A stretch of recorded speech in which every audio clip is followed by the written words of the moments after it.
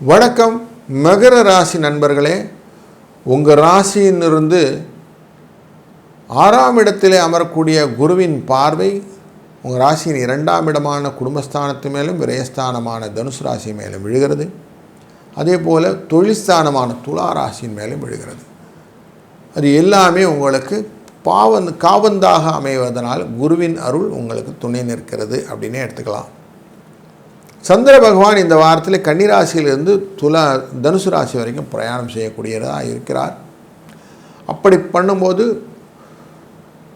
தொழில் என்ற ஸ்தானமான 10ஆம் இடத்துக்கு கடக்கும்போது குருவினால் பார்க்க தொழிலிலே விருத்தி கிடைக்கும். புதிய வரவுகள், பண வரவுகள், சம்பள உயர்வு, மாற்றங்கள், இடமாற்றங்கள், எண்ண ஓட்டங்களினால் வரக்கூடிய புதிய தொழில்நுட்பங்கள் போன்றவைகளை நீங்கள் தாராளமாக இந்த வாரத்தில் செய்யலாம். அது லாபமாக அமையும்.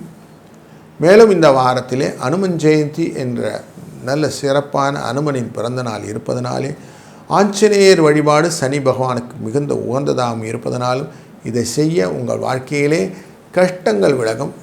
பல விதத்திலும் தீர்மானமான முடிவுகளை தைரியமாக எடுக்க முடியும். எதிர்பாராத வகையிலே உங்களை விரிவுபடுத்திக் கொள்ளவும் இது வாய்ப்பாக அமையும். நல்ல விஷயங்கள் பலவும் உங்களை வந்து சேரட்டும்.